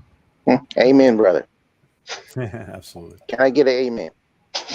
Amen. I want to ask Nerdporial and then Mr. Lundell, if we are if we are in an alternate timeline, does it affect your experience of season 3 till this point? Well, no, not really. I haven't seen much. I haven't seen a whole lot. It hasn't seen that much different than to me. I mean, it does what it usually does. It kind of pushes boundaries, and it tries to be as science fiction as it can. I know a lot of people felt people didn't like some people didn't like the last couple episodes. I understand, but I mean, so far I've been pretty happy with this season. Mr. Lindell, and then I want to move on to Ben Thatcher's comment. Mr. Lindell, what about you? Does it if we were told that we were definitely in an alternate timeline, would it affect how you viewed the first part of the season? Okay, when it comes to alternate timelines and that kind of, just don't tell me it's an alternate. Prove to me that it's an alternate timeline, because I mean it's looking like that's really something popular to toss around with this show, because young Kelly broke a coffee cup, big whoop. Okay, that doesn't necessarily mean anything. Let me just say goodbye. Okay, bye, Mr.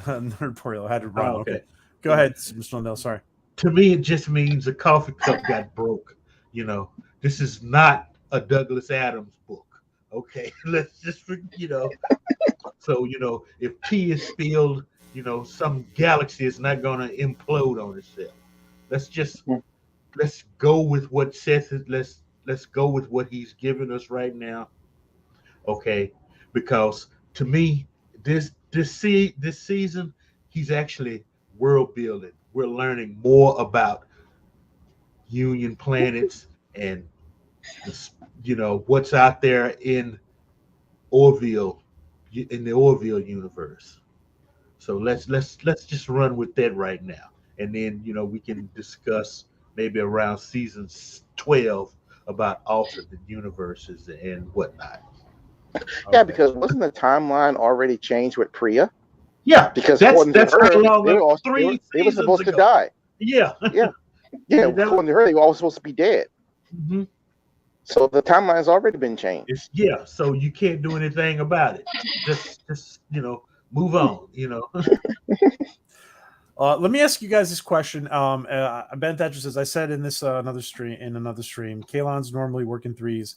Isaac is one. He sometimes needs help.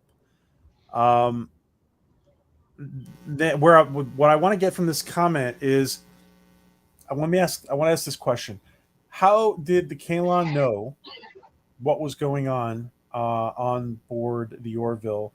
That they had gotten that device to be evolved to the point of where it was evolved, the Aronov device. And so, do we have a spy? Do we have a skin job on the Orville? What do you guys think about? Okay, I don't think the spy is actually on the Orville. We all would think that because Isaac is there, and maybe they're listening through Isaac. Supposed to be the first thing you think about it. What if Admiral Tad Danson is actually a Kalon with a holographic emitter? Oh, you're evil. Oh, yeah. That would be a good way to write off Ted Danson. Because he's the one they called to talk about the Aronofsky device. Uh-huh. Interesting. Yeah. Or the other. What's her name? When they went to the planet Krill, he didn't go. Admiral Halsey did.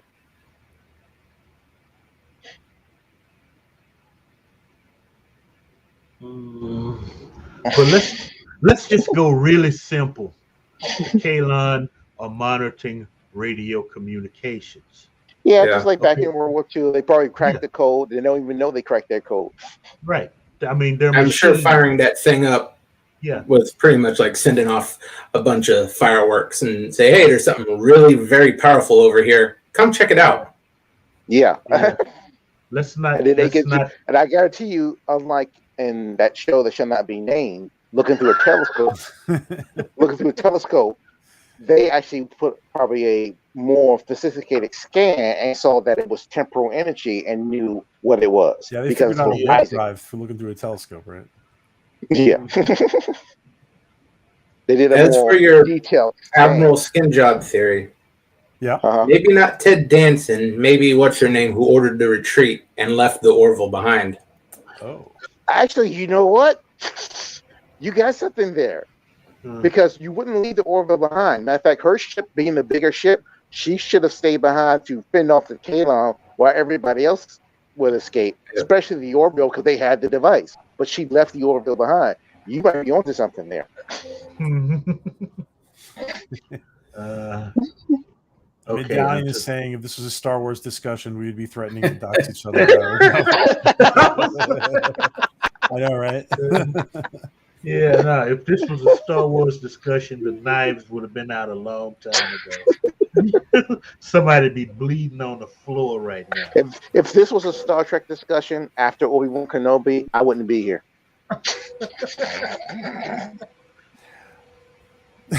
I'm done with Star Wars. I'm done. I got my physical media box set of the original 3 and the prequels. I'm good.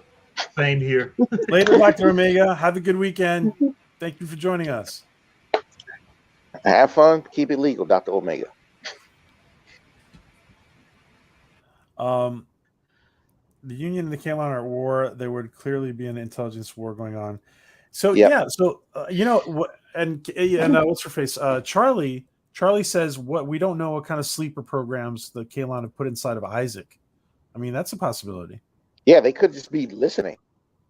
That's it. And they're not controlling him or got some program to make him turn on the Orville crew. They could just be listening through him. And he may not even be aware of it. Yeah, that's always. They listen to that because they have that Connecto network, right? It's a possibility, but I think it's a weaker story. Yeah, I think one of the admirals being the Skin Job is a better one.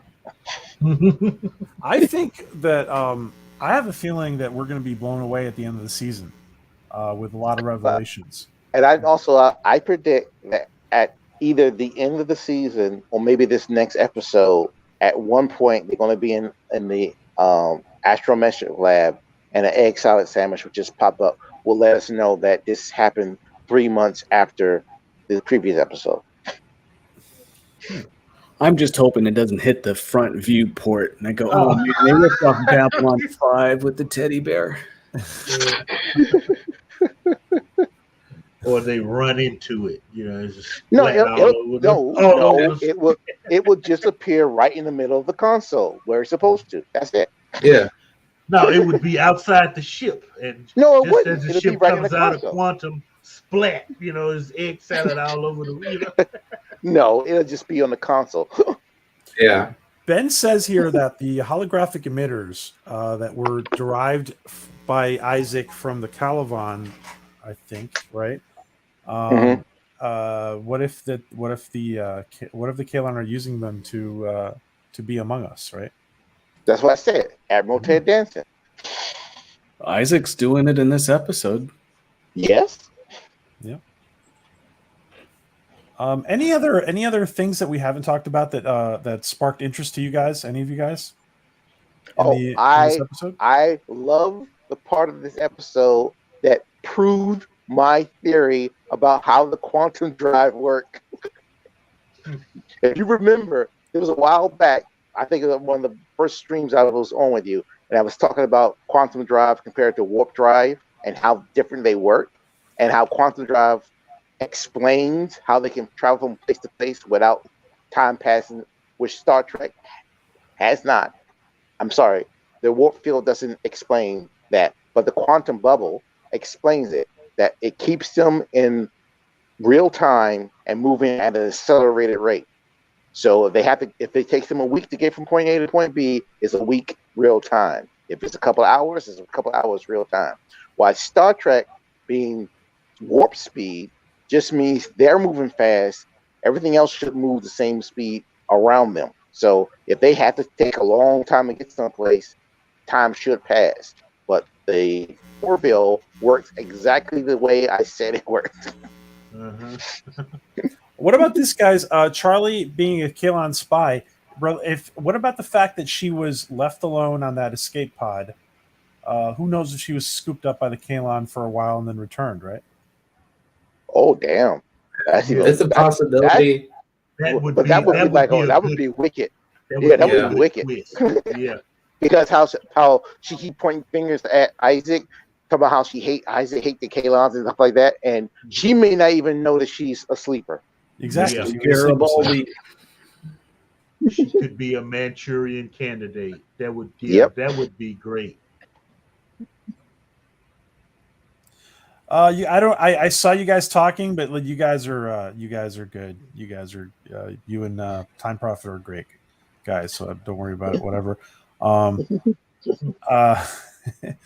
Guys, I'm gonna come back and discuss Tale of Two Topas because I was traveling last week, and we will come back and do Tale of Two Topas another day. But I wanted to thank all of you, and I wanted to ask each of you for final thoughts. And Resolute, tell us any final thoughts and what's going on with your channel. Final thoughts. Overall, the Orville this season, while not bad, isn't really comparable to the first two. I'd say the first two were consistently 9s.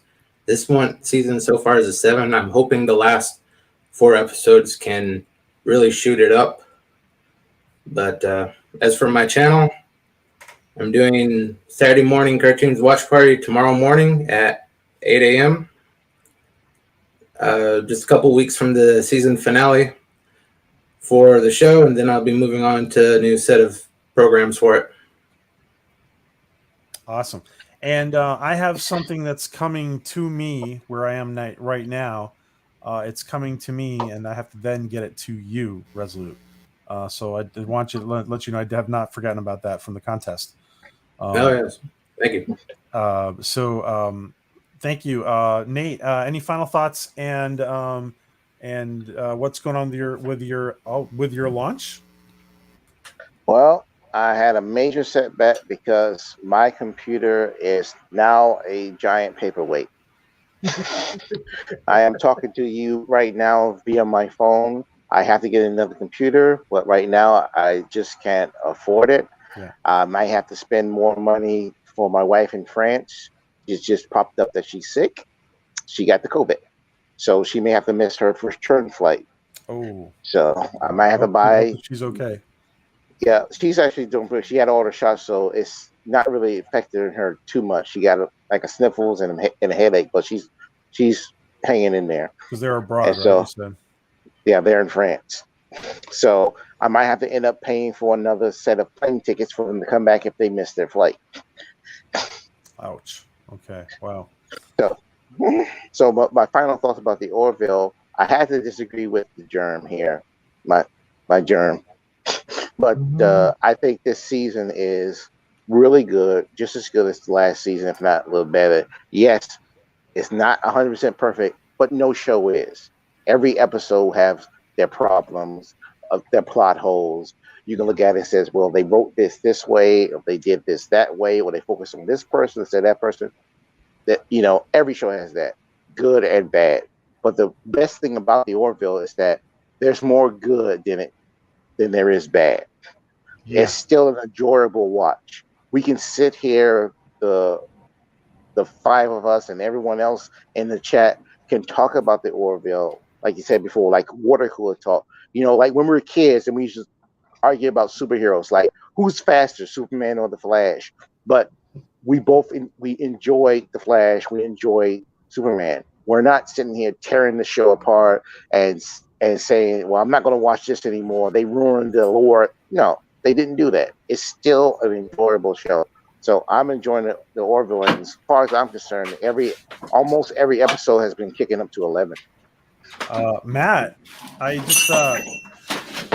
just to welcome Matt really quick. We're ready to. Well, we're almost wrapping up, but let me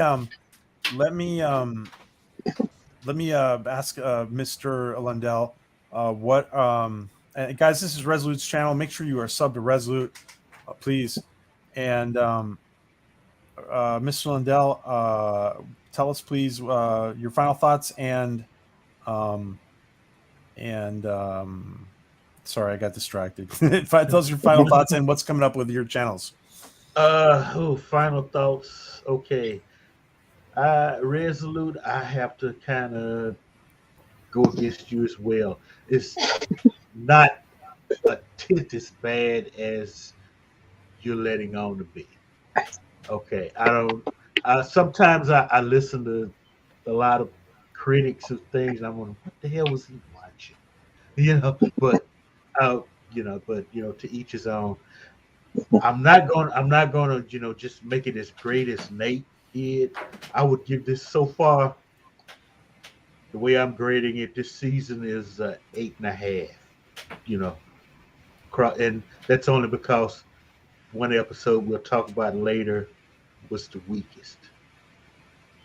A Tale of Two Topers. To me, that brings it down from what would probably be a 9. Yeah. Is I like the fact that the dialogue between characters makes you think. That's what I've always loved. That's what I loved about Star Trek. Okay, and reading Asimov. It made you, they would lines of dialogue that would make you think.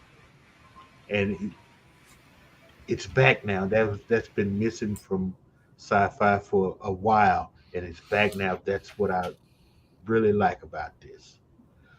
Channel-wise, I'm on the fence about starting back another YouTube channel with the groovy movies. So I'll just let me know, maybe push me in that direction if y'all want to, I'm sorry your channel, I'm sorry when you took it away. I'm sorry to see it have seen it go. I'll say that to you. It depends on. It also depends on whether you feel you have time for it, right? Well, I can make time for it. It's just dealing with YouTube and what's public domain and what's not with these clowns. That's what frustrated me more than anything. So, Mr. Lundell, Yeah. I'm gonna tell you some things in private about that I know about that topic, by the way. okay, yeah, In DMs. I appreciate any advice. Yeah. The advice doesn't come from me. It comes from somebody I know. But hello, Tim. And hello, Matt. Welcome. Let me ask you real quick. What did you think about this episode? Okay, first off, I have to say that I am greatly honored to be on the same panel as Tim Possible. So hello, Tim. Well, Tim's not. Tim is in the chat. He's not? He's in the chat. Tim, yeah, he's in the chat. so he's in the audience. Yeah. Hi, Tim. Okay, what was the question? So, what did you think about this episode? And then, any comments? And do you want to give it a rating? Okay, first off, well, it's hard to rate them. They're all great. So I'll just give it an 11. I'll give it, everything gets an all 11 across the board. I really dug, of course, that it opened with Gordy singing and playing guitar because he has a beautiful voice and he's a really talented guitar player. So I thought that was cool. Yeah. Right off the bat. And I thought it was a great episode. I wasn't too heartbroken at the idea that he had to give up his family because I'm of the camp that believes in multiple timelines. So also, and JP of Talking the Orville /Egotastic Fun Time spotted this too, but I spotted it too, that when he got zapped back to the previous timelines, it happened super fast, like within a quarter of a second. But you saw that Gordy got split into like 4 or 5 different people and then sent off to these other universes. So I'm kind of expecting some follow-up episodes where like there's other versions of Gordy out there still. So for me, that timeline, both the timelines still exist in my mind. So I don't think that he really gave up anything. But Awesome. that's my interpretation of it. Yeah, we I had a don't little know. Did discussion you guys about that. discuss that? Yeah, I missed. We I'm had a sorry, I missed. I just got home from dinner, and I just saw your DM, and I just jumped No, in. forgive me. It was kind of improvised. Let me just go back and ask Adega, what are your final thoughts, and what is happening with your stuff, with your books? I'm gonna pretty much stick with what I had said before. I do like the fact that there's such varying opinions, but seeing all of the holes over and over, this episode was pretty weak for me, except for the acting. And then Ben Thatcher had said something earlier, which I think is sorely missing in every genre, except for, because I noticed any of you were following some of the new stuff that's coming out of India, especially like RRR. They had two men. They're real characters from their history, and they made a fantasy to where these two heroes came together and made a show. And this show's called Rise, Roar, Revolt, or something. It's a RRR. But they were really solid, good friends. Why did the ensign, Charlie, why did it have to be a love affair? Why couldn't it have just been really solid, good friends? We don't see those real strong relationships like that very much anymore. It always has to go into some type of partnership instead of just being solid, good friends. There's little things like that. I would give to date about a 7 overall, and it'd be interesting to sit with this. I don't know if you want me on, or either way, I'm really interested when you do the two topas, because I'm one of the people that really like the episode, but I'm coming from a doctor's standpoint and knowing some of the things that actually happened in history with things like this and what it's done to people. I thought it may not have been intended that way, but it was really, really well done. So 7 overall. It has its ups and downs like any show, but I haven't watched any sci-fi in a long time because it's all been mediocre or worse. And this I could sit down and watch and not have you have your little discussions and things that you like, things that you don't like, but I can watch it and I'll watch it again next week. It's not one of those ones where I saw 2 episodes. These guys have no idea what they're doing. I'm done. It just, so I'm pleased that we actually have something to where we can have a panel like this, like I mentioned earlier, where we can all sit down and say, hey, these are reasons why we're going to continue to watch the show, even though we didn't like this part or like that part, or we really like this part or that part. So overall, that's what it is. For my personal stuff, my books are doing pretty well. I'm getting ready to, I might do a quick release of 2 of them. But the Blood Witch, I'm actually surprised. I have, for those of you who don't know, I think most of you already know, I have a novella sci-fi. It's the start of a whole big series of sci-fi books. And it's out, and it was out before, and it's out again, and it's doing very, very well. I have, which the publishers wanted, and the Blood Witch, which is a dark high fantasy, and that one's actually, I'm just very grateful that they're being received really well. Here is the link, guys, in the chat to Blood Witch. And if you're on Amazon and you see the name there, it says by the author, you can click that and it'll show everything else that I've done to point. But those are series, and those books are pretty much all done. So as soon as my artist has the covers done, because this has been in the works for a long time, PJ knows, he's been sitting there listening to me, pulling my hair out at some points, dealing with publishers and other things. So they're all coming out. That's amazing. But yeah, and I've heard nothing but good. Even those of you who have heard, and this is one of the things that really solidified my belief in my work, was when Joe Malazzi said that it was really good stuff. And oh wow! So I'm happy to present it to everybody. And so yeah, there's You want something new? You want some sci-fi you haven't seen before? You want some fantasy that you haven't seen before and it doesn't have plot holes in it? If you find them, you'll be amazed because they're not there. Yeah, go check it out. Guys, thank you, Adega. Everybody, put in your channels one more time before we sign off. Make sure you are subbed to everybody, please, guys. Hashtag we grow together. And maybe we can sign off with Matt playing something on his instrument. Oh, Would you like that? Yes. sure, I can do that. Yes. Your choice. Do you take requests? Well, I could. Well, yeah, but I probably won't be able to do it. But I mean, you throw something at me. How about you? You choose, Matt. Well, I could play some Bach. Yeah, Oh, yes. I haven't even warmed up today, but I mean, I can play. I mean, I can play the Bach piece that every cellist knows. It's like 2 minutes long or 3 minutes long. You guys have that amount of time? Yeah, let her rip. Yeah. Yes. Go ahead. There's always time for I will Bach. go ahead. Okay. I will let it go as long as we can. All right, here we go. You can always fade it out if you have to. Okay. Let me take out this. It'll be a treat. Thank you, Matt.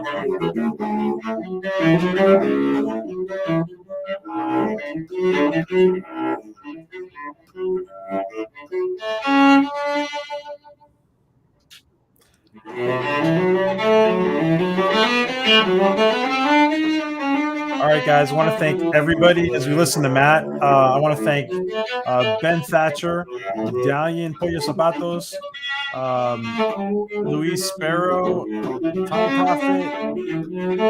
Let's see, everybody who we've had in here. Let me just scroll back. Hardgrave, DJ Ronnie, Tim's Talk. Thank you, Matt. Thank you. That was the abridged version. Todd Lehman, everybody who has been in here, guys, thank you so much. Resolute, Love Shack, Rapunzel, everybody. Thank you, everybody who's been on the panel. Johnny, Maria, Mr. Lundell, Matt Pranakasha, Resolute Germ, Nate Knows, and Dr. Adega Outlaw. Thank you, everybody. Have an awesome weekend. God bless. Be happy, guys. You too. Life is wonderful. Be happy, spread the love, and spread the Orville love. Thank you, guys. Yes. Have fun, but keep it legal. Good night.